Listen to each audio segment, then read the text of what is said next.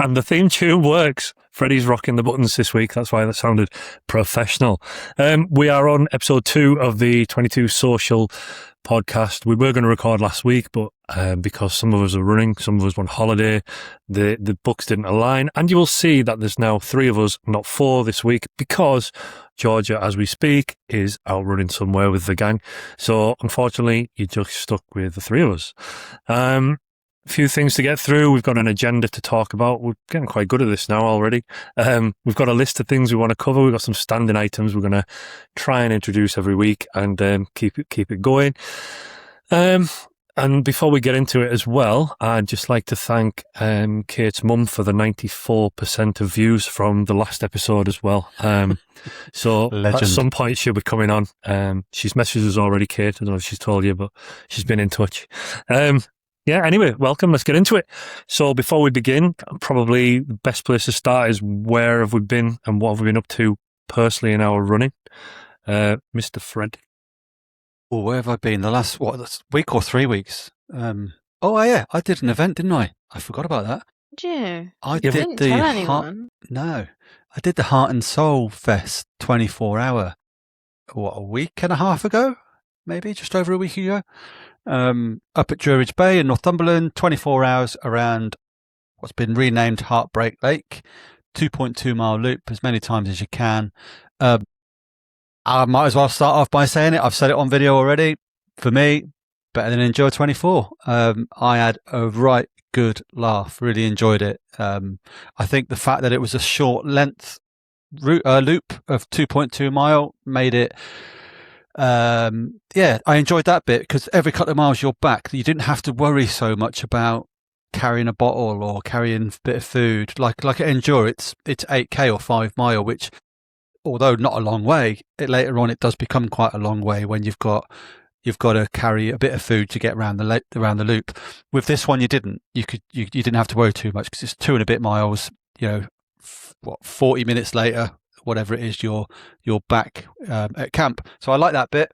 I like the fact that it's based in the northeast, in Northumberland, because and you might you'll appreciate this. I think it's easy to say that the Instagram community in the northeast is quite a close knit one.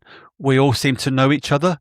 It's quite large, and it seems that 80% of them were at that event. There was a lot of people that you knew by face and by Instagram name, so you're calling people by their Instagram name, which is always fun. But that was cool. Really, really enjoyed it. Already signed up for next year. Didn't get the target that I wanted to hit. I don't want to dwell on that too much. It's on my video. Shit, I was shit. Honestly, I did set a target of 80 miles, and that was quite a lofty target, I think. Although I don't at the same time. I know I can do that distance. Actually, I just haven't done it yet. I think what got me was it didn't start till 6 p.m. and I woke up at 5 a.m. that day, so I'd already been awake 13 hours before the race had even started, and got to the next lunchtime. And I'm not falling asleep, but I felt like I was. I almost felt like I was snoring. So I was just absolutely wiped out, and I let that get the better of me, and I said I'm going to bed. And the guys from the 22 that were there tried to tell me to get back out, and I politely declined and jumped in the back of my car and had a snooze that lasted more than a couple of hours, I think. But I got 107k, whatever that equates to. I think that's 65, 66 miles, something like that. So can't grumble. It's still a long way. Just and not quite as far as Endure wanted. as well. I was just going to say, 4 weeks out from Endure. Was it 4 weeks? Yeah, 4 weeks from Endure. Yeah, 4 weeks after that. I don't want to use that too much as an excuse, because there was a couple of people that had done the Castle to Castle the week before, which was 100 miles, and then they still banged out 100k the following week. You're just shit. It's fine. Don't worry. Yeah, just accept you bang average. Just That's fair. hang up your trainers. But In fact, most people, actually, go on. I've got the signature Freddy Ultras on tonight. Well, the truth is that's how shit I was this time, because they didn't get used. I was too busy sleeping. Yeah, I was too busy snoozing to get those out. So I do actually regret that. I've got to be honest, because and Georgia, when Georgia comes back, she'll attest to this, that they were saying to me, Freddie, you need to get back out there. And I was playing the like spoilt brat, if you like, having a little tantrum saying, I haven't got time to get what I want, so I'm not doing it.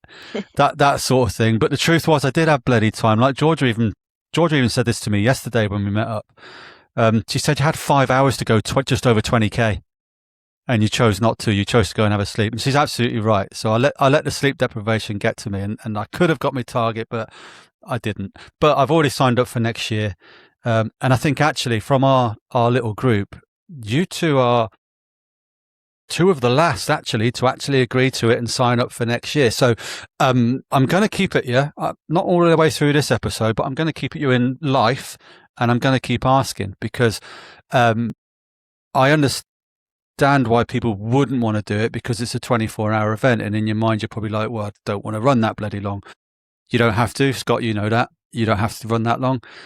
But if you enjoyed Endure 24 2 or 3 years ago when we did it as a group, I think you'll enjoy this. It was a throwback to that. And I know it was only a couple of Endures ago, but we can both agree that this year something wasn't right with Endure. It was different, yeah. It was different. I'm not saying it was bad. It was just different. But Heart and Soul was very much a throwback to the first year where we all went as a group. And that was, for me, that was peak. Yeah. I loved that. Yeah.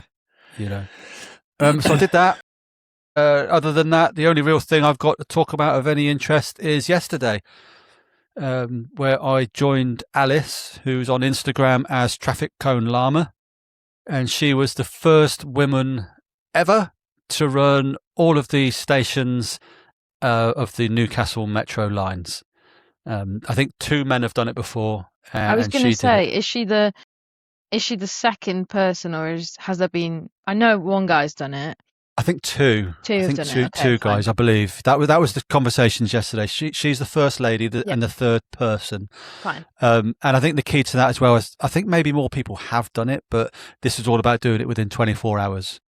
And she did it comfortably within 24 hours. And we can get onto this now or later, whatever you choose. But she ate that up, and I will say I've run that distance twice now, 3 times. Sorry, 3 times I've run that distance.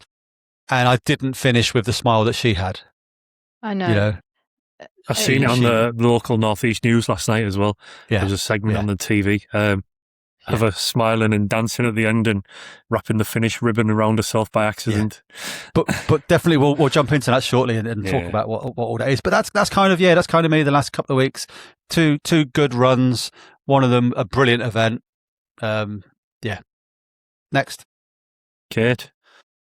Hello. What have I been up to? So, not massive amounts on the running front. I think the last episode we did, I was coming back gradually from a little aggravation with my shin. And now we're in the total pits of despair, everyone. Alarm bells ringing. No, not good. I think I probably spent more money and time on the physio's table than I have on shoes in the past 6 months.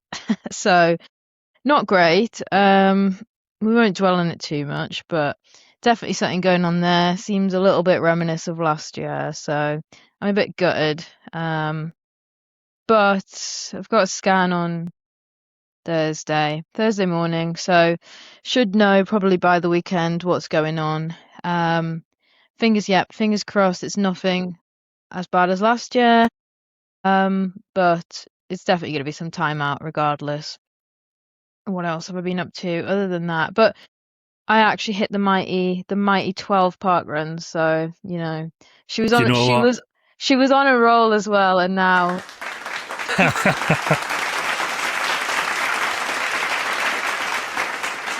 thanks guys, thanks. I actually was on. I think I was on. Was it 3 9 a.m.s in a row, and now it's all out the window. Jack was like, just go and volunteer. I was like, no, I'm not getting out of that sounds such a spoiled brat, doesn't it? I'm not getting out of bed to watch everyone else have fun. I probably will. If I'm going to be out for a while, I think that was one thing that I didn't do last year that I regret doing was I kind of like properly isolated myself. Whereas this year, I think, especially with this group we've got, I can just come along. You haven't got a choice. I don't. But I'll come along on my bike. I'll probably volunteer at parkrun a bit just so I'm not, fully out of touch with everything. But yeah, other than that, I was going to say you can tell, but you can't because my camera's just on the blank wall. But I'm moving house. Touchy subject. At some point. Touchy subject. I wasn't going to bring it up. Just in the interest that anyone in my chain is watching this. Fuck you. Mental health show, everybody. I'm joking. No, this is all good. You just got to project. You've got to get it all out and vent. So that's been keeping me busy as well. So that's kind of positive of, the injury has meant that I'm not just leaving Jack to pack the house up and off on my silly little runs. I am actually accountable. So to describe the scene, I'm currently surrounded by boxes and bin bags. The human Tetris. Yes, correct. Yeah. I had a lot of fun yesterday organising my boxes by weights and height, and it was truly quite something. Proper nerd. 3 foot box. But yeah, what were you saying, Scott? three boxes at 3 foot. Yeah, they were like, oh yeah. Jack was going, can you reach that? I was going. But yeah, no. Other than that, I just life's life and really trying to tick things off, and hopefully by the end of this week we should have clarification on injury and house. Well, good luck in on the both. next couple of weeks when I'm back from holiday. I'm due to volunteer at parkrun. I've not done one for a while. Let's do one together. Yeah, we'll have some fun.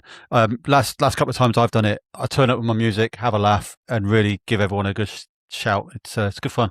Yeah, no, absolutely. As I say, I am a joke, but I am actually down for that. I think I think last time around I was in a big huff with myself, and I was like, ugh, I'm sick of seeing running stuff, and because it was such like delayed recovery, just nothing was going right. I was out for ages, and then I guess this group came along at literally the right time because I just, as I said, I just got back and you were doing your challenge. So yeah, I have my fingers crossed it's not as bad as last year, but as I say, regardless, it's going to be a little timeout. So I'm just seeing the positives and, taking. Yeah, and as I don't know, we said this on text, but I'll say it to your face now as well, is bring your bike. When we're doing our social runs, bring your bike. You know that the social run's not just about the running. It's about more than that. I pull up that hill though, mate, on my bike. We'll do a different route. Or we can push you. There you go. Perfect. Shall I get one of those, what the little toddlers have, the little cars? Getting one of them. See, I already have visions of you having a toddler's bike anyway. I was going to say the same. That scene in the Goonies where the big brother nicks the bike with his trike. Yeah. With the stabilisers on. That's Kate's actual bike, yeah. Yeah. Kate's 4'11", everybody that's watching, by the way. Yeah. I'm 5 foot, 153 centimetres. Get out of your high chair now and show us. No, I'm kidding. Anyway, what have you been up to, Scott? Not a lot. I'm just trying to think. Did we put the last one out before or after Freddy's 100th parkrun? Did we do that? Before, yeah. I think we were meant to do it that week. Did we talk about that? No. Because that was kind of the last time I seen you guys face to face, and we had a bit of a tea party afterwards, didn't we? And then I was heading off. I got really poorly. I had some weird, I'm not going to say man flu because everyone will take the piss, but it was rough. Like I got some lurgy, ran with you guys on the Saturday, woke up on the Sunday with a bit of sore throat. For the next week, I was in and out of bed all week, just sweating and out of breath and dying. And then the week after that, I've been on holiday, which was something I wanted to discuss before we went on the last episode. Taking your trainers and your running kit on a holiday, is it still a holiday? Because 3 years ago, Chunky Scott, who liked the party, would have thought he was absolutely mental and it would never happen. But I love it now. Every time I've been abroad, I've taken trainers and clocked a little sneaky run somewhere in the world that Strava's not your usual block, But I've been to the Greek islands and Turkey, and it was 41 degrees pretty much every day. So I ran twice, and both times was in an air-conditioned gym on a treadmill. Still counts, but it doesn't show up as a country other than your home on Strava. So I have run, but they were pretty low quality. And it was all inclusive, so I have eaten most of Europe last week, and the old Scott's still in there somewhere. He was fighting to get out. I could feel it. There was Jekyll and Hyde moments going on when I was stood at the buffet. I've had it, and then this run, I've just half an hour ago, just got back from a run tonight with James, and I was dreading it because it's been 2 weeks of really low quality running, and I was dreading it tonight. It's been a hot one today, but we went out on the trails and done 5 miles, no problem, like a nice steady 9-minute mile for us, which is quite a decent pace for us, really. Loved it. Felt fine, showered, and I've got that runner's buzz going on and a bit of indigestion because I was late for this, so I had to eat really quick. Other than that, the only thing I think of running related is we all jumped on it, every one of that group. Stu posted something before I went on holiday that New Balance were having a bit of a flash sale, and it was crazy. My phone lit up like a Christmas tree. For anyone that didn't know or didn't get in on it, but most people that I know that are runners did at some point, New Balance had a massive 50% off sale, and then they posted a code that would take another up to 40% off the sale price. So we all ended up with like elite carbon plated running shoes that are no good for me anyway because I'm average, but they look good. Mine have arrived, but they were like peanuts in the grand scheme of things. We were talking about average shoe prices over the last episode, heading up to like circa 100 quid these days, and I've just got a pair of £130 New Balance for 50 quid. They've turned up as well, which was a surprise because I think they were inundated, so a few of us were getting a bit jittery, but I think we've all received them now. I know you guys have got them as well, haven't you? Yeah, I got two pairs. I got the Rebels, which I wore yesterday. Really comfortable shoe, but I will say that my feet were getting quite hot in them. They're not I found that with them. Yeah, they are nice. They're nice to run in, but definitely not on a hot day. The no croc. And I'll say the other ones I got were the SC Elite, whatever they are, V4. I don't know the names. Yeah, what are they? Yeah. Fuel cell something like that. Yeah. I've only done 3Ks in those just to see what they were like because I want to keep them for faster days. We'll say they're not as fast. They didn't feel as aggressive as the Adidas Pro 4. But they're way more comfortable. Yeah, they're way more stable as well. Yeah, a lot more stable. But they're definitely not as punchy. I've done, obviously not recently, but reps, like 800-meter reps in them, and the Adidas Pro 4. You nearly got it right. Adidas. Well, go on, Scott. I looked into the history of this. I can eject anybody from this call at any time. The guy who created the company is called Adi Hassler. Yeah, Adolf Hassler.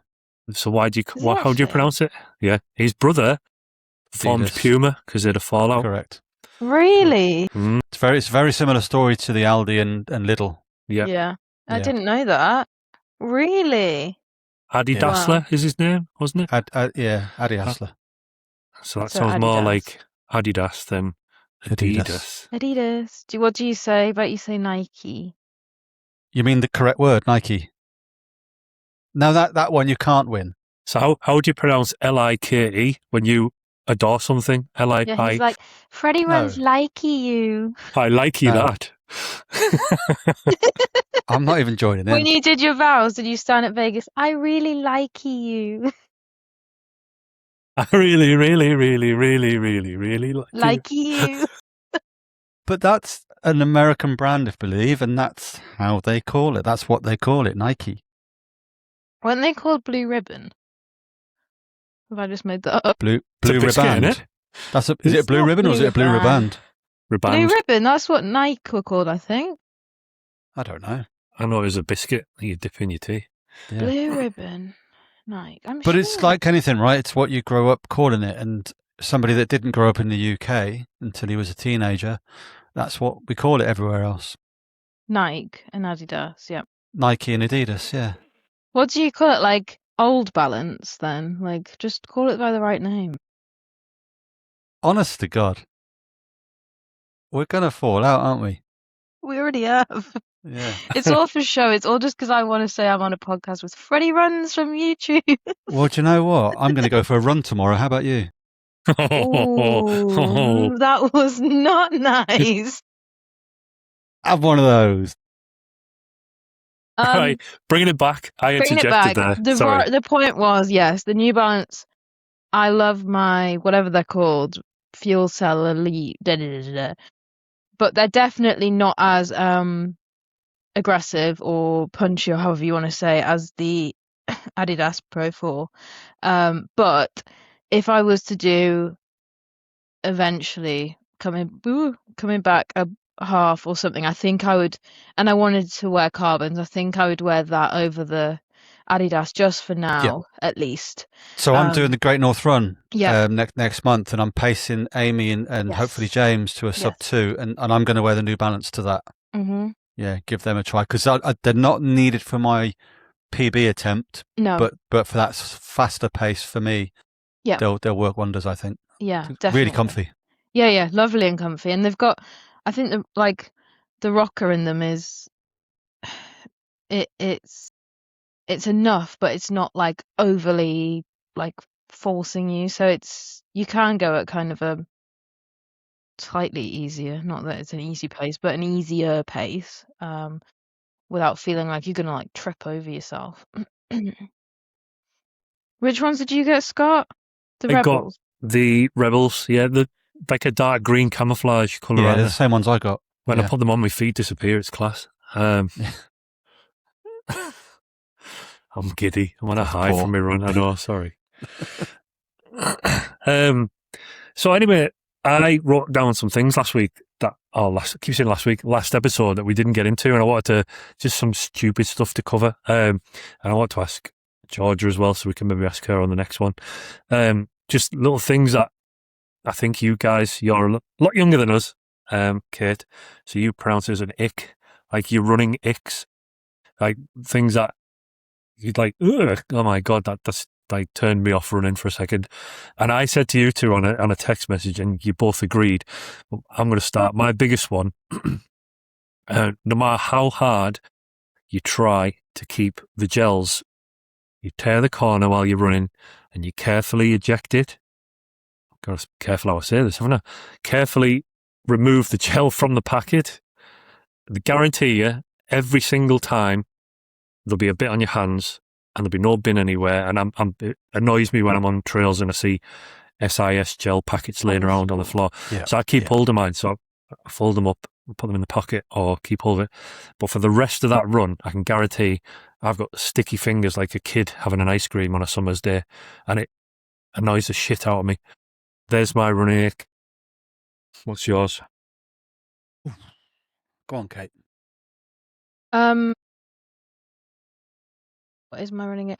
I think my running ache is people getting their elbows out at park run. I think I said in the last episode, I have a lot to say about park run and its reasoning, but I think park run perfect. If you like, I think park run great. It's a free. I think they must all be like actually measured, aren't they? I'm assuming. Yeah, I think so. I don't think it's sort of race level measuring. Yeah, but, no, but it's So I think I touched on, obviously, we said last episode on like the difference between 5K and a marathon, and I think parkrun is great, right? Because if you want to, it can be like a personal time trial, if you want it to be. But at the start, the get in the shoulders, get me to the front, get out like, come on, mate, it's 10 to 9 on Saturday morning. I've only done this 10 times. I'm half awake. Leave me alone. Like, you've just reminded me, and I don't think we've mentioned it. Go on. I was watching Claire and Davies' video today, the Unbalanced Runners, from the 100th, and that made me howl when the race director said, "Congratulations to Freddy on his 100th." And then she said, "Congratulations, Kate, on getting out of bed 10 times before 9 a.m. in a row." That just sums up your parkrun achievements, doesn't it?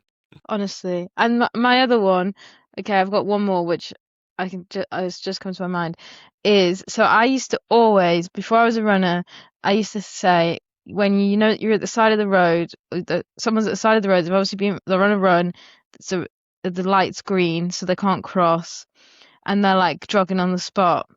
I've always said, ugh, ick, like why are they doing that? Now that I'm a runner, get it, kind of. I like to just do a little like dance. It's the people that stand there and do high knees. What are you doing? What are you doing standing at the traffic light doing high knees? Just stand still. Do you pause? Do I? That's my ick. Oh, is it? Go on, Freddie. Go on. Take it away. That is my ick. People, when we're out on a run, especially a social run, but even any training run, I do not care. If we stop at a traffic light, if we stop and buy a bloody drink from the shop, if we have an ice cream, I don't pause my watch. I start it when we start and I stop it when we finished. I don't understand why anybody pauses. And here's always the argument. This is always the response I get when I ask them. It's so I can see what I was doing. Well, what you were doing was fucking standing still. That's what you were doing. You don't need to tell your watch to stand still. You were already doing it. And actually, when you sync it to Strava, that pulls out the pause time anyway and tells you just how long you were moving for. It says elapsed time anyway. Yeah, so why are we pausing our watches? We're not telling it anything. Maybe actually the answer is to press the lap. And you press the lap button when you stop and press the lap button when you start. But I don't get the pausing. And I used to do it. And the reason that I stopped doing it is because I stopped remembering to bloody put it back on again. And I'd keep running and I'm 2 more miles in and I'm still on pause. So I don't pause ever until I stop. And sometimes I even forget then. But it doesn't matter because Strava or Garmin or Coros, whatever, can allow you to edit that bit out if you need to. So that's my little rant over. Do you pause if you were doing a specific session? No. So you I just don't said pause this, ever? Kate. I just said I don't pause. Ever. At all, ever. At all. I pause it when I start and I pause it at the end. And I don't touch it in between. And all he's got on repeat in his headphones is the Benny Hill theme music. So, you'd make the joke, Here we but go. about 18 months ago or 2 years ago, I did the Sunderland half, and I did the whole thing listening to one song on repeat. About some scary, screamy thrash metal. No, it wasn't. It was All My Life by the Foo Fighters because the tempo of that was perfect for my PB attempt. The pacing was perfect, and so I just call me a nerd. I did 2 hours of just the same song on repeat. God, and it worked. I got a PB. People have been done for war crimes less than that. That's torture. That's grim. Pausing your watch is my ick, and I do call people out for it all the time now. You do? And I don't have no need to because it's not my business, but I like Still to do it. Yeah, I think you did actually on the last social. So if anyone wants to be included and join us for a fun time, I get shouted at by Freddy. Mate, we were on a charity run yesterday with Alice, and I did it then as well. Of course you did. I hope the national news caught it. No, do you know what? I'll be really honest with you. When I think about it, and it isn't my business what other people do, but I really think that it kind of goes to the content of what we talk about in the 22 social. I really think it's something to do with mental health, where we're looking at these numbers and we're like, I'm stressing. I need to get the best number I can because it's going to be on Strava. People are going to see it. And I'm at that point now where I just don't care.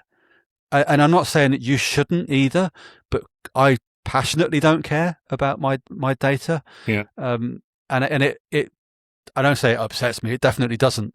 But it just makes me look at people sometimes think, I wonder if you're doing that for the right reasons, And maybe they are. Maybe they are. Maybe that's just me. But no, I didn't. You know what? Now when you've said it to me so many times, I don't know why I do. I don't know. Maybe it is that mental thing of seeing 6 minutes instead of 8 minutes. But then, why does that matter? Do you know what I mean? I don't know. Yeah, I used to definitely care, and now I think with injury and there's so much more to running than if I never PB'd again. I don't think I'd care. As long as I can get out there, fit, healthy, run with my mates, do some good training sessions, which are one thing I as I say, I don't. If I never, I mean, I would be disappointed if I never PB'd again. But I wouldn't. It's not my life. I enjoy. I mean, we probably can touch on this actually as part of the discussion. But I think I actually enjoy the process and get more rewards out of the process, like the training sessions, than the actual goal. Maybe you know what? Maybe when I get back, I'll do a month of no pausing. Well, do you know what? I'm just going to contradict myself as well and say, if that's what makes you happy, then why would you not do it? It's not for me to tell you what Yeah, to do with that, but absolutely. that's why I stopped. Yeah, You know, yeah. I do think as well, and we can talk about this another time, but and I don't even know if it's on the agenda today. But when it comes to data, I really don't look at data anymore at all, apart from how far I've gone and how long it took me. I really don't care. And I think when I did, I mean, I don't even wear a heart rate monitor anymore because I don't even look at that. I don't have it on my face, on my watch face. I think when I did, it was kind of dragging my runs down sometimes because I'd be looking when I'm having a bad run, be looking at the data thinking, well, this is shit. And then you start feeling bad about yourself. But actually, if you don't care about that, you never have a bad run really because you just don't look at it. Yeah. And it's almost like you read the agenda, because I was going to talk about the Garmin Circa, the new wristband, which is, I think it launched last week. I've seen a few reviews online of it, and initially I was thinking this might be it. Because I'm done with the data as well. Like I've said this many times, and you laugh at me, but I just like running. I'm not bothered. Like if I get a quick time, happy days, high five me. But I'm not going to live and die by the time I cross the finish line on. So I thought, oh, this is cool. So I've looked into the Garmin Circa, and it is a fraction of the price of the Whoop. It comes subscription free, but you also can pay a small subscription, which is still cheaper than the Whoop, and you get a deeper dive into Google Health, I think. Being an Apple user, I've never used Google Health, but I'm assuming it's a similar setup.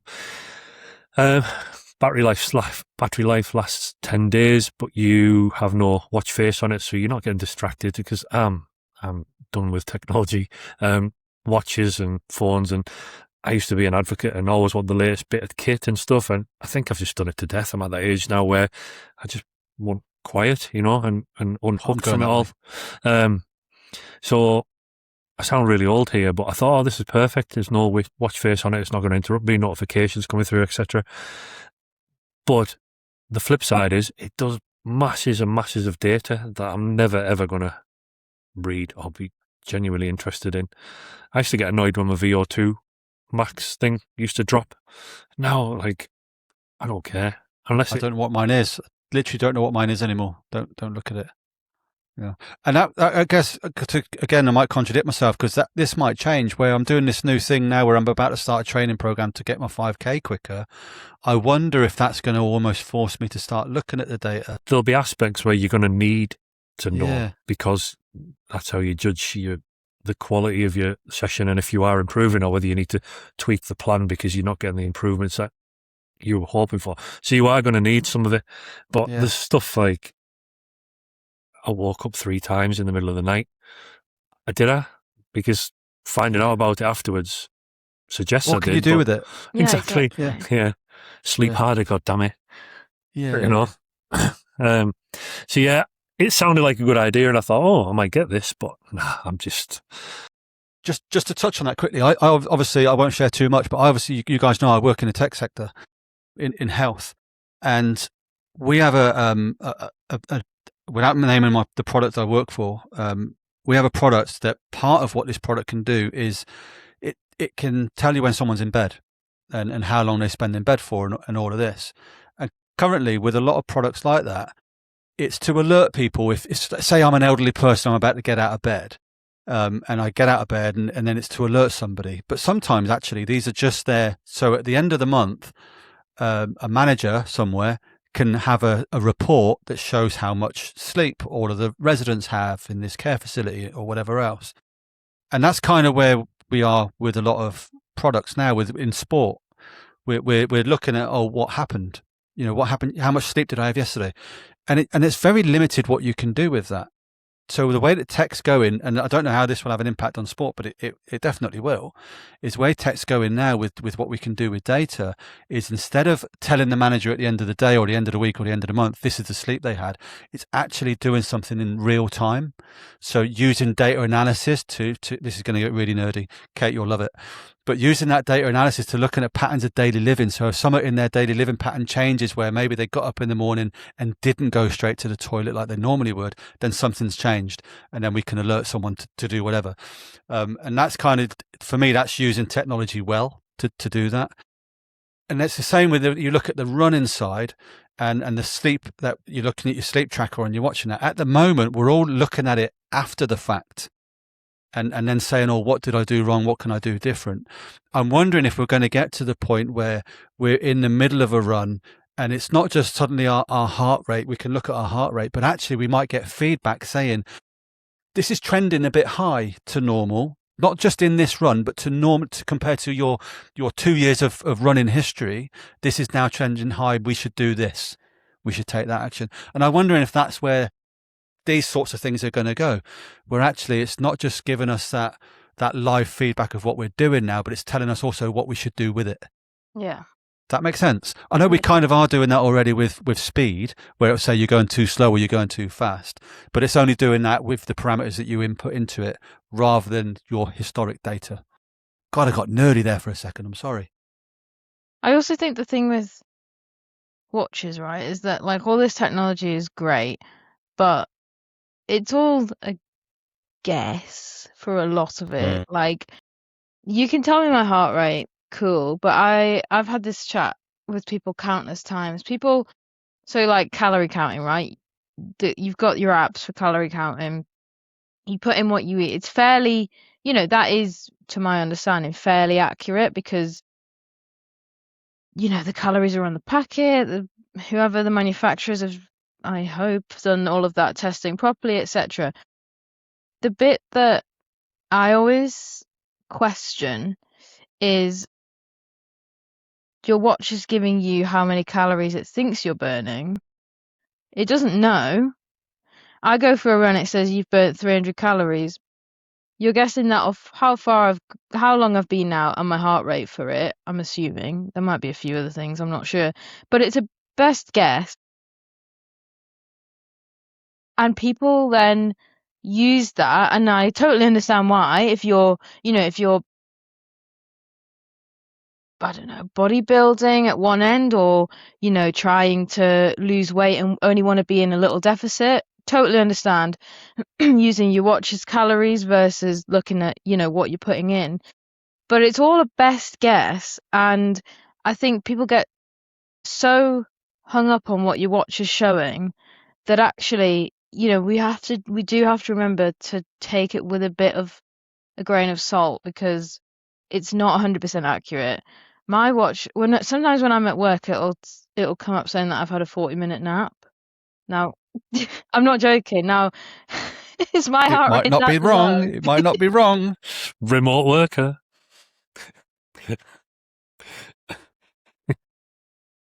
No comments, but so so it's going off a best guess, and obviously, yeah, technology is getting better, and as more companies compete with each other and so on and so forth, it's only going to get better. But I think again, it's until you do those tests, until you do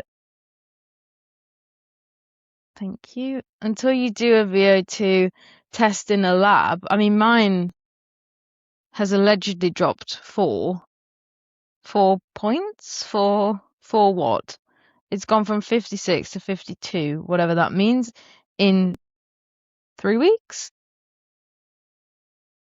That a year ago I would have been like, shit, like, oh my God, I'm gonna run through this, I'm gonna go and do some and now I'm like, you're just guessing that because I've not been for a run for 2 weeks. So I think, yeah, this is a word of what. Why does it say snoozer in big letters? Why does it keep getting bigger? What have you done? That's what she said. Oh, right, you've ruined it. Go on. Yeah. Family friendly show, everybody. I know. Hang on a minute. It started the first minute. Kate was telling the chain of her house move to fuck off. That's fair.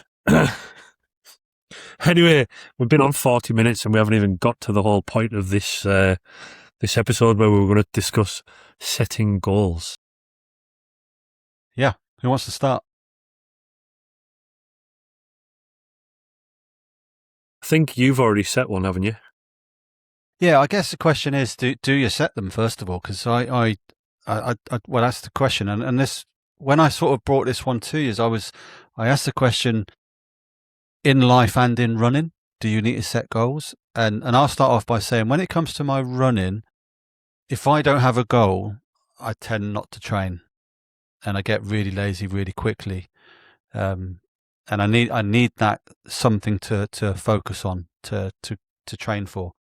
So for me, it's kind of a no-brainer. It's a non-starter. If I haven't got a goal, I might not run as much as I want to. And if I do run, they'll all be easy. They'll all be short, and they'll all be useless, really. But I need something to focus on. In life, do I do the same? I probably don't as much, is the truth. I think with certain things I do, whether that is, it's a tough one, isn't it? Maybe there's a big purchase you want to make, and you might set that as a goal to do it. But is that really setting a goal? Because that's kind of isn't. I see more of the goal for something like that. It's right. How am I going to do it? Whatever that is. How am I going to get there without having an impact on other things or whatever else? So I do see the two things quite different. My running goals are easy. There's my target. I want to do that race. I want to do that distance. I want to run that time. If I set that makes me go and train. If it's a life goal, slightly different, but I definitely do set goals though. And I think for me, that's vital. If I don't do it, I won't do it.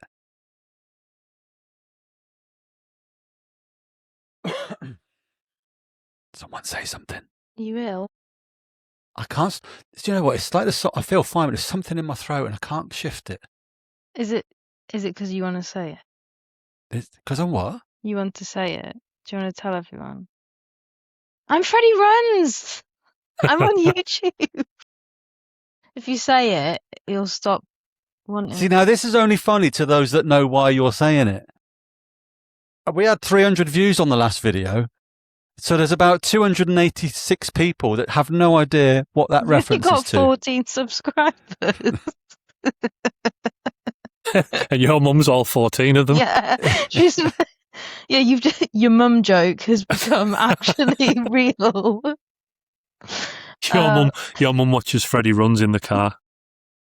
Where did this all start? Because I can't remember. What, Freddy Runs or my mum? I can remember. I can remember.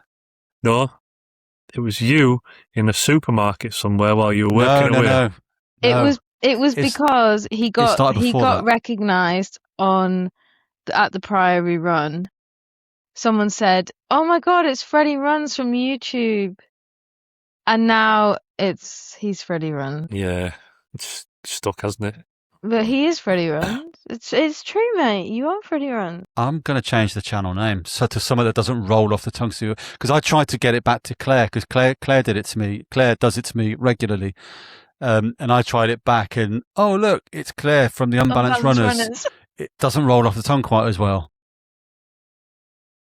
Freddy Goals? Freddy's Goals? You just listen, HR. You are HR. Yeah. Sort yourself out. No, goals then. Okay, I used to set goals in running. And then I stopped because I think I used to set goals based on what I saw on Instagram and on Strava and YouTube, and running a sub 4-hour marathon looked like your mum could do it. Like, it looked like a piece of piss. And I had to step away and go, hang on, Kate. That's not at all true. Like, I'd convinced myself that a few months training and I could do that quite easily. And that's just not true. Like, it's just not true. I have like things I'd like to do, so I don't know whether that's a goal. Like, you know what, when I eventually stop being so injury prone and do my first marathon, I've said I'm not bothered about the time.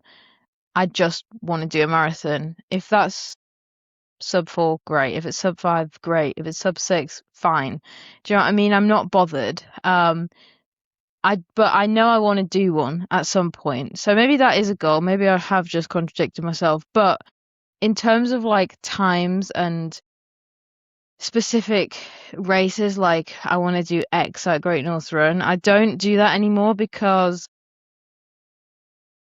I don't want to kind of dictate my like self-worth based on that. And I know that I would really get downbeat on myself if if I said I'm going to run a sub 140 at the Great North Run and then ran 141, instead of being like flipping neck, I just ran 141, I'd be like, ugh, well, that was shit.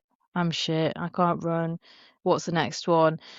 And when I ran 144 at Middlesbrough, was that the Yeah. hilly one? Yep. Yep. No, it's fairly flat, to be fair, but Hill. yeah, carry on. It was hilly, but whatever. I ran that, and instead of being like, I've just took 12 minutes off my PB, I was like, okay, what's next? I need to hold this pace for the marathon. And I just didn't give myself that time to actually, I gave myself like a day. I was like, well done, Kate. And then it was like, what's next? And looking back, I'm like, I wish I'd actually took that and thought, bloody hell, it's no wonder I got injured from like, instead of just absorbing that and accepting, I think I just push and push and push and push and push. So I see why people set goals, and I fully agree with you. I find it hard to motivate myself to train hard and train well if I've not got a specific race or something to aim for. But I'm really trying to just maybe, because I think maybe we're at different points as well. So maybe it's one of those things where at some points I feel like goals are relevant, others I don't. And I've kind of written the rest of the year off a bit in that I just want to get to the end of the year healthy, and I am signed up for a marathon next year. So maybe if I go into the new year feeling strong and fresh and not broken, then maybe I will set a goal for that. But I hope that if I hope we're still doing this, but I hope that if come January when we're sitting here talking, I hope I'm sitting here saying to you, my goal is to finish the marathon. If I'm sitting here saying to you, I want to run a sub 3:30, then I hope you can smash me in the face and say, get a grip, kid. Oh, fingers crossed you say that. You've got permission. Because I think, we become so desensitized to what's a huge achievement, and running a marathon is such a huge achievement. And yet, even now, just talking about it, I'm like, yeah, I'll do that. Well, maybe I won't. Maybe I never will. And what is it, like less than 1% of people or 1% of people or something? Yep. Like, that's crazy. And yet, because we're constantly consumed by, or constantly consuming that content and everything, it just looks like 4 marathons in 3 days. Easy, mate. And it's mad. So yeah, this is a very, very long way of saying I'm trying to almost retrain my brain. When I see something, I'm like, that's really cool, but that's very out there. And like, really, and I think, what, I think it helps when we have people in the group that do things and like celebrating their wins with them. And it's really like, wow, like you've done that and it's fantastic. And it ranges from people breaking sub 20, sub 30, like, and actually just absorbing that with them, like it's very grounding. Claire said exactly the same. Did you see their last video Claire put out? Yes. Claire said exactly the same thing. She really didn't appreciate the effort that goes into achieving something in running, no matter what you've achieved. Now she's doing it herself. She's got a taste for it. She's totally like found this new respect for people achieving these things and grinding out the runs during the week to get something at the end of the day on a Saturday after park run, or a medal at the end of a marathon. Like, she gets it now, and she's totally open about the fact that the penny's dropped in it. I'm all for it. Like, I love watching any of our group conquer anything. I love it. It's brilliant. It is much fun, if not more, than achieving your own goals. I find I love watching our guys do cool stuff. And Claire's a good one. I actually did a part run with him on Saturday, and I even said this to Claire at the time that Claire's a funny one, because she's either all out when she's running or she's walking. Right?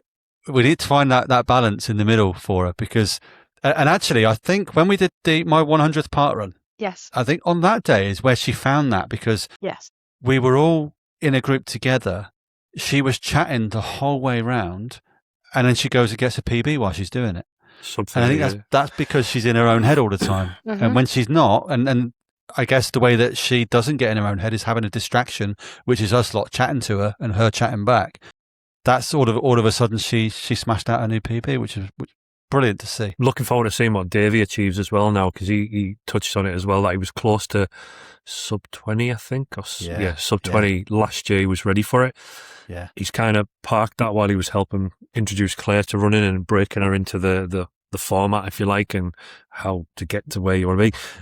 I think now she's there and self-sustaining, and she's just a runner now. She's just one of us, just gets on with it. Davey started to refocus. Be interested to see where he goes, because sub 19 is, I'm going to predict that now. I'll say that now, sub 19. Yeah, he's him and Daz were like 100%, both together. Yeah. I mean, they both just did just over 20 minutes at the quayside. I mean, especially Daz. He's just come back from sick. He was sick for 2 weeks. He was quite poorly. First run back, more or less, and he's banging out just over 20 minutes. So yeah, both of those are to watch. But Scott, your goal setting. Yeah, when I read that on the agenda, I got the wrong end of the stick. I was looking at famous goals from the World Cups and stuff, so I'm really not prepared for this. Ruud Gullit was a good one, the header against Russia in '88. No, goals.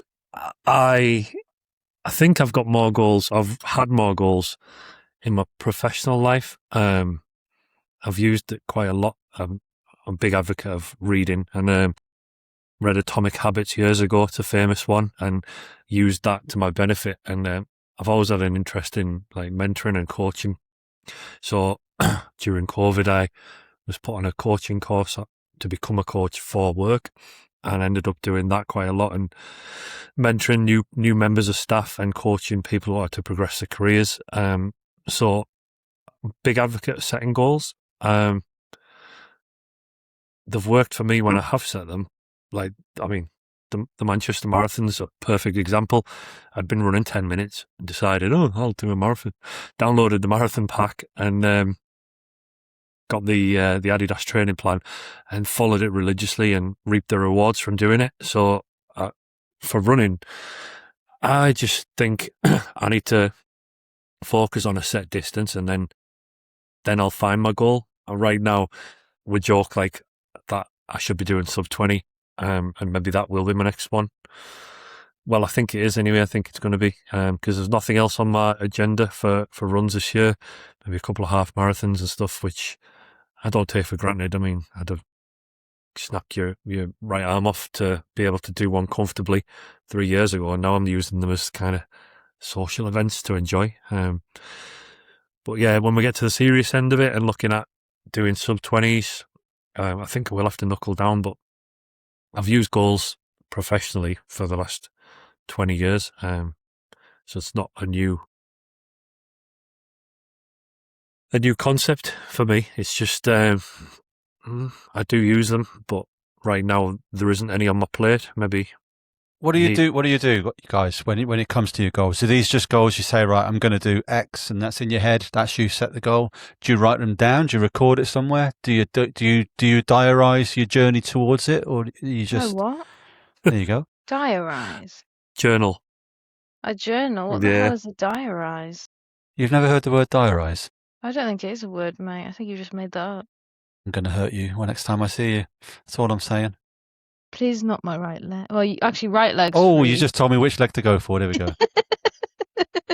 Diarise is not a word. Diarise Journal. is a word.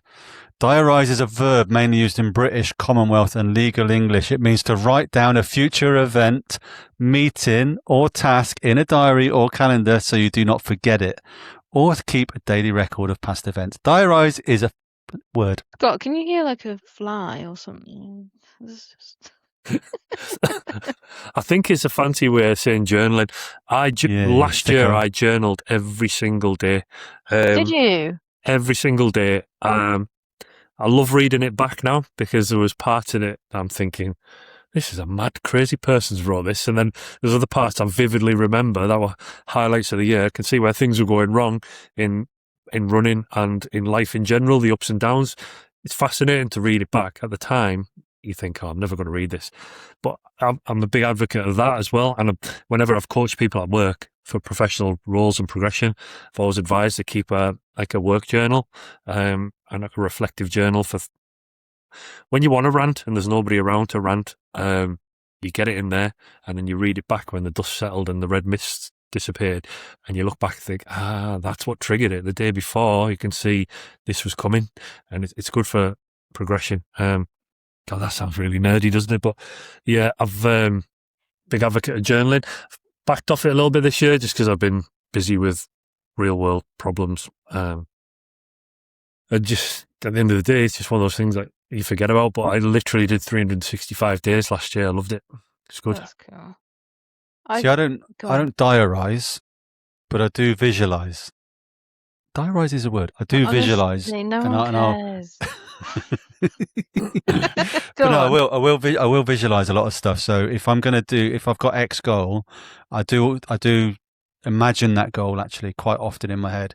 Largely like Enjoy 24, I always visualized going over that finish line for the last lap, for the last time, hitting the goal and what it would feel like. And it never felt like what I would visualize. It never felt the same way, but I would do that beforehand. That would just, I don't know, if I always feel like that keeps me, I don't know, mentally prepares me for what I've got to about to try and do.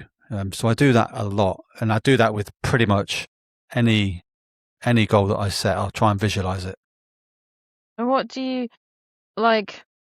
I don't know. Maybe then. So I seem like the odd one out slightly, in that I'm trying to back off from goals a little bit, but not to like shit all over you, Fredster. But like, how did you feel when you set kind of a goal for Endure, or you set a goal for Heart and Soul and you didn't meet it? Like, because I know that I would beat myself up about that, and like you said, you kind of regret going to sleep, but you also don't, because you know that you needed to. Whereas I think if I'd set that goal, I'd be like, oh, I shouldn't have gone to sleep. I'd be replaying it loads. So do you feel like that, or have you kind of been able to say, I flipping ran 110 kilometers, like, get over it? Do you know what I mean? Does that make sense? It does make sense, yeah. And it like if we use Heart and Soul for example, at the time I didn't care. I was so tired, I just didn't care. Today I care, and today I regret going to sit in my car. Really? And have, yeah, I do regret it now. And I think at the time I was so in my own head of I wanted to run it, and I didn't want to, because at that point, let's be honest, because I was so tired, it was a dawdle. It wasn't even a proper walk, but I still could have had the time to do it. Now I regret that, and I do. But also, it doesn't weigh me down, though, that I can take that and feed that into the next time and say, okay, just remember how you feel now, because I don't feel crap about it. Actually, that's a lie. I just feel a little bit of disappointment. Okay. And because I've got that little bit of disappointment, I'm pretty good, I think, at taking that and saying, okay, well, next time we'll not try and feel like this again. So it definitely doesn't weigh me down, because ultimately, and maybe this comes with age, I don't know, but ultimately it has no impact on my life. It's not that deep at all. It's not. It's really not. I'm going to get up tomorrow and one of my kids are going to complain about something. My wife's going to say I've done something wrong. That stuff bothers me more than. You have. Well, probably, yeah. I'm not saying they were wrong. I'm not saying they're lying. But no, if I don't hit a target running, yeah, it annoys me for a minute. But it's more fuel for the fire and doesn't weigh me down. And this is it.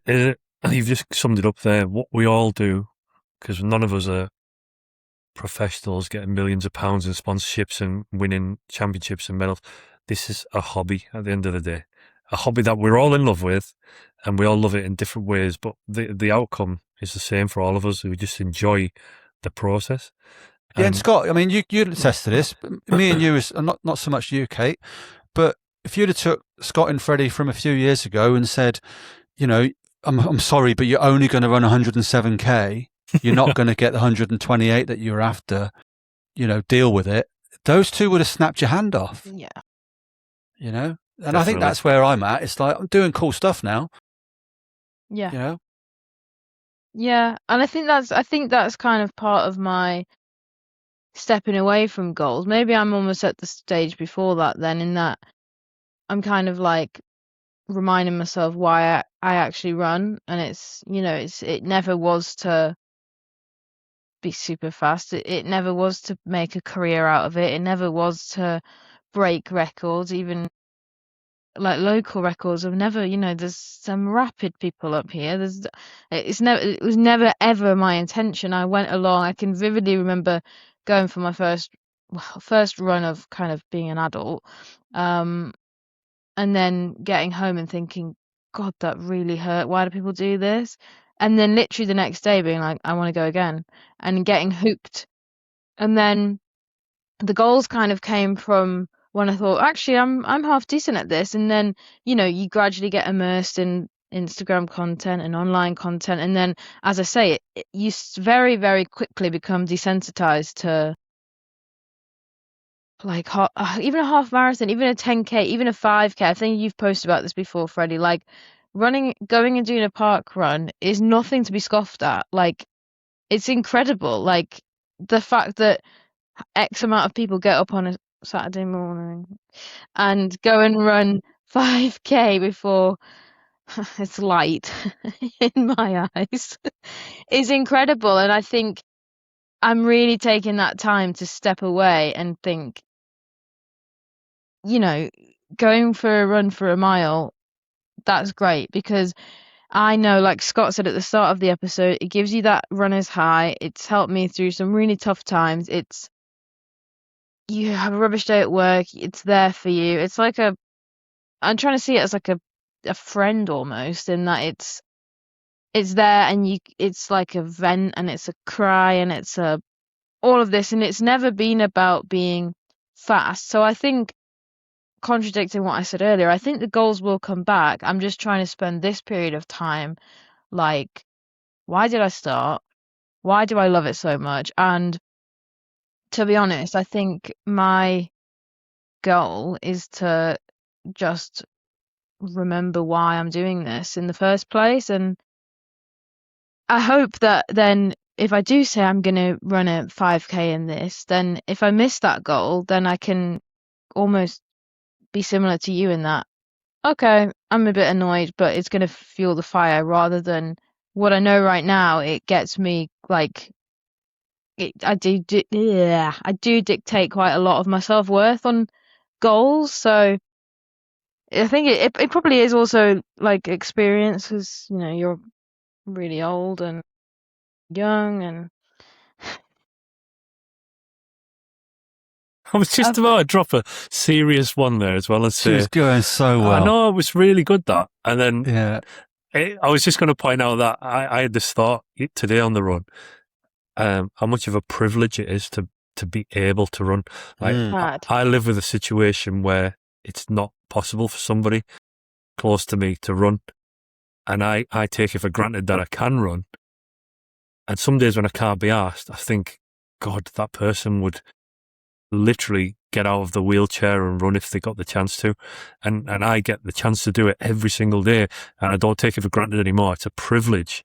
And I hope I'm still in my 60s and 70s and 80s, God help me, but still got that privilege to get up and do it. Because the rewards are just massive. And I wish someone had told me, like, I was like, sorry to sound old, but when I was Kate's age, I'd have been quite good at this shit now. Like, if I'd have started way back then instead of going on the path. Kate, no sarcastic comment to what Scott's just said. I love Scott. No? I think I did. Was it Claire? Maybe it wasn't Claire. But I feel like it was Claire. Someone posted a thing on Instagram recently. I sound like I just sit on Instagram. You know, I probably have the lowest screen time of anyone because I really am trying to not be on my phone very much. But with all this episode, I've been like on Instagram. But on Instagram, someone posted, and it was exactly that, Scott. It said, I have to, I have to run today, and it was crossed out, and it said, I get to run today. Yeah, it's so true. Yeah, and it's so true. Like to just be able to go out for a walk, like it's mental. Like it's absolutely crazy just to be able to get out and feel safe and feel able. And that's a question to ask. Then you talk about going for a walk. I'm at the point now, apart from when I need to take the dog for a walk, I don't really go for walks anymore because I look at that and I think, no, but I look at it and I think, well, that's an hour. I could have a good run in that time. Okay, fine. And so I go for a run instead. And I don't know if that's good or bad, but I definitely swapped them out. Think if it's any form of getting some fresh air and movement, it's all good, isn't it? Really? Yeah. I mean, if I'm going for a walk with Tracy or the kids, whatever, that's different. But you know, there'd be times where I'd go for a walk by myself, and I don't do that anymore. If I've got time for that, I'll go for a run instead. But no, you're right. The why, you have to remind yourself of the why constantly, because that's really important. Because otherwise, we're not running. You know.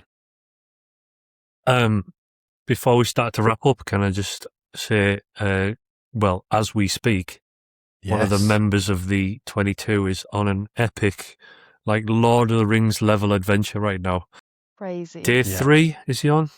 Day 3? Day 2? He's on like 60 hours, is he not? So day sure. 2 and nearly 3. Wayne, who has a channel, which the name of Wayne's channel is Wayne the Run. No, is it Wayne the Runner? Wayne the Runner. He's a member of the 22 Social. He's doing the race across Scotland. Yes. Is it 250 miles? 215, yeah. 215. Yeah. I think it was meant to be 210, and they added an extra 5 miles on for some roadworks. Yeah. Yeah. He's been checking in. He's been checking in for the last couple of days on the group chat. Like, hats off to you, Wayne. You're a psychopath, a complete psychopath. But I'd love to be able to do what you're doing. It doesn't mean I want to do it. I just love to be able to do what you're doing. Good luck, man. And I think you're probably gonna smash it because you're way ahead of. You worked out your splits and where you needed to be, and I think your last update a couple of hours ago, you were well ahead to give yourself a well-earned rest. So keep going, mate, and we'll report back on the next episode where you're at. Yeah, and we will stick a link in the description below if anybody wants to donate. He is raising money for Mind, which is a charity that is quite close to us as a group of the 22 Social.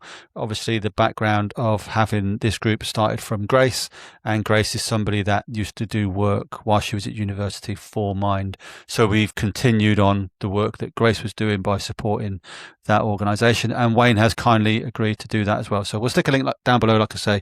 So if you've got a spare penny, a spare pound, a spare dollar, whatever you've got, please do donate. And we've had a few new people join the 22 Social group, which is free again to do, free of course. And we've got the lovely app which tells you where we're going to be. Where can you find the app? The22social.com. So all our next few scheduled runs and meetups are going to be listed on there. So if you're northeast based, for now, who knows where we'll be in a year's time? You never know. Might take it national. So, yeah, we've had a few new members join the group, haven't we? And they've come back for more, so we can't all be bad and sweary demons. Yeah, that's it really. There's one thing left on the agenda which made me giggle. What we might want to touch, but Kate, you've added the anger at the Commonwealth Games not being on terrestrial TV. I was angry. I was enraged, actually. It is annoying. It's just, do you know what? I think it's becoming more and more common. So, Jack, most of you, well, I say most of you, like, you know who I am. You probably don't have a clue who I am. Jack, my lovely partner? What do you say? Like, boyfriend's a horrible word.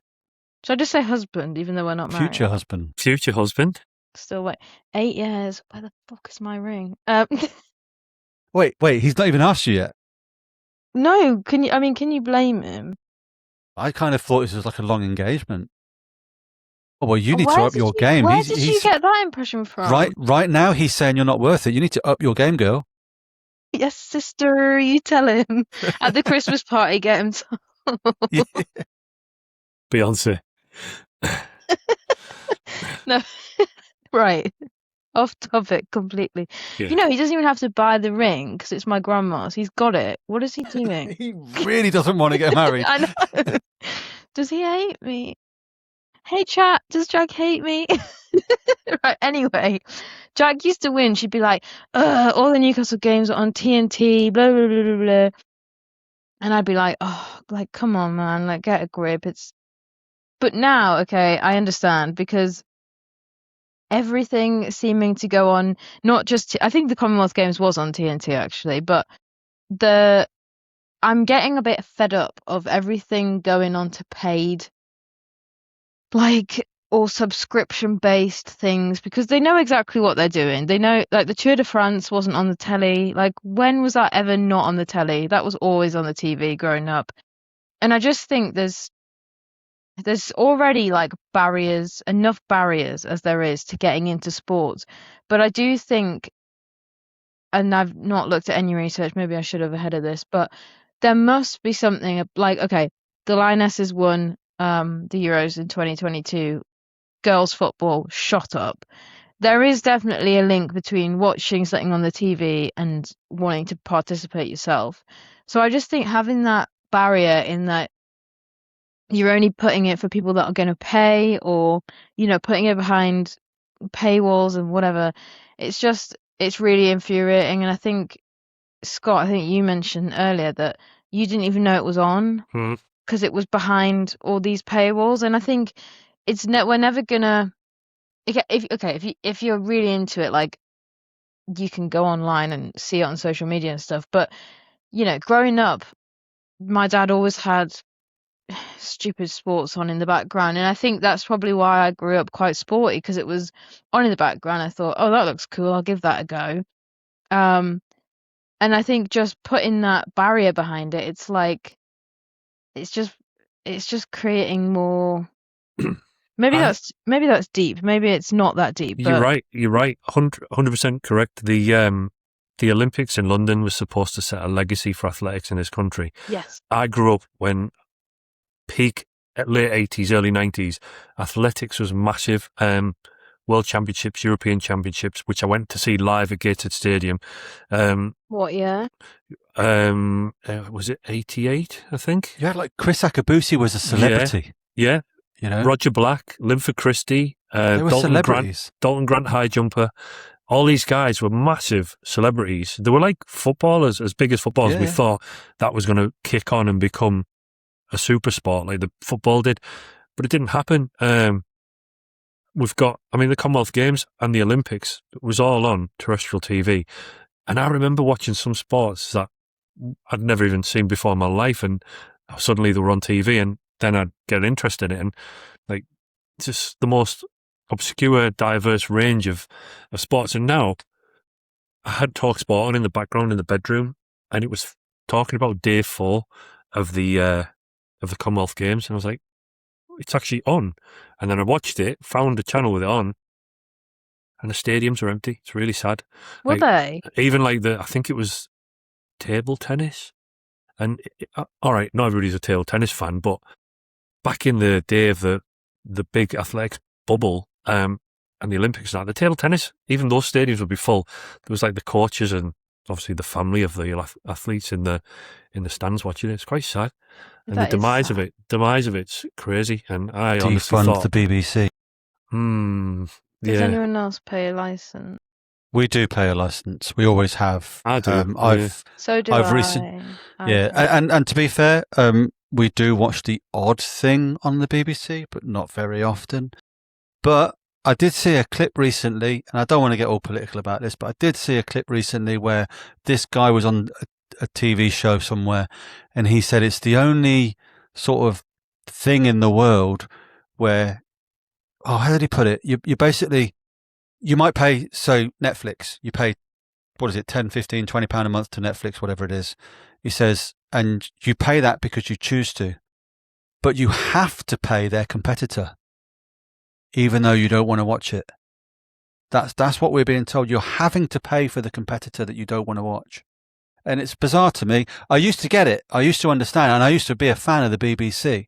And the main reason I did that is, 25 years ago, I was in America. And I was in New York, and we had the TV on the night time. We were back in the hotel, and it was literally every 3 minutes was an advert. And the adverts would be on for 4 minutes. And at the time, I was like, thank God we've got the BBC, because there was no adverts. And actually, in UK TV, that meant even the likes of ITV and Channel 4 and all of those had to show less adverts than they did in America, because they were competing against this corporate organisation that didn't show adverts. Now I'm at the point where I'm like, I think the BBC needs adverts. So we shouldn't have to pay for this if we don't want to use it as a service. So the advert should pay for it. You've gone all Che Guevara on us now, haven't you? I know. You'll start wearing a beret. I know, and that's the thing. I don't want to get deep into that, but yeah. I know where you're coming from. From. It's frustrating. But I agree, Kate. It's wrong that it's behind paywalls now to watch something that should be. It's like the World Cup. It should belong to everybody. And there's another political conversation we could have about the history of that over the last few weeks, but we won't. Just to go back to that, the reason, let's be honest, the main reason that that's not on free-to-view TV is because of how much it costs. And if the free-to-view TV channels charged more for the advertisement side of all of that, they'll have more money to pay for it, potentially, because they're competing with these big channels with big budgets who just don't have. I tell you what was on BBC anymore.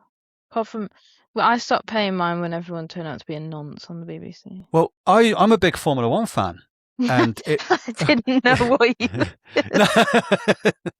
I'm a Formula One fan, but I've not watched it for the last 2 or 3 years, simply because obviously it moved to Sky a number of years ago, and Sky do a great job, to be fair to them. They do a really good job of having the Formula One channel. I genuinely like it. The problem is we don't watch a lot of telly. And I can't just buy the Formula One channel. Yeah. I've got to buy a whole Sky package. Which is like 50 quid for the sports. Right, so you end up paying basically £100 a month to watch one TV show every other week. Once every other week, yeah. Yeah, and we stop. So now I don't watch Formula One because it's just not worth paying that much for. Yeah. Anyway. God, I hate the world. On that bombshell, what's next for the 22? Where we're going to be, and then we will wrap it up. Well, this podcast is going to be £10 per view. So you best get your mum to get her wallet out. Yeah. Hi, Mum. I know you've probably watched this now 4 times. Thank you. Love you. So, in terms of events, today is Monday the 10th of August. So I hope to get this out tomorrow on Tuesday the 11th. But we've got the Sunderland Social Run coming up on the 22nd of August, meeting at Sheepfold at 10 a.m, ready to run for 10:30. Saturday, the 5th of September, we're at House 7 in Tynemouth with the same times. And Saturday, the 26th of September, which is going to be a bit of a special one. We're going to be down in Wynyard Woodland Country Park, down your neck of the woods, Scott. Yep. And that will be Georgia's farewell run as well, because Georgia is unfortunately, or fortunately, depending on how you feel, not just about her. I don't mean it that. But if what an opportunity for 23-year-old she's off to Australia for 6 months or so. I think 3 months in Australia and a few months in Asia, off traveling. So unfortunately for us, but fortunately for her, that's going to happen. But also, while we're on the subject, Scott, I know you mentioned earlier before the show, just to briefly talk about what else is on our website or our app, whatever you want to call it, is we do host all our events on there, and you can see what events we've got coming up. But you can go and read some of the signposts we've got if anybody is in need of any mental health help at all. We've got some organisations listed on there that you can reach out to via their websites or via some of the phone numbers. And we also partner up with an organisation called Therapy North here in the Northeast, who have a location called House 7 that we do run from, but they are actually a group of therapists as well that offer services. So jump onto our app if you do need to have a look at any of that information, and that will direct you to some really, really useful, valuable organisations. Yeah. Well, anything else from anyone else? I think that's it. Looking forward to the next one. We may have Georgia back. Hopefully, she can slot us into her busy schedule. And thank you, everybody, for listening to the last one. And again, thanks to Kate's mum for listening to this one. And anybody else that happens to hit play on the algorithm. Thank you so much. Thanks, Dad. Yeah. See you later. See you next time, guys. Later. Bye-bye. Bye.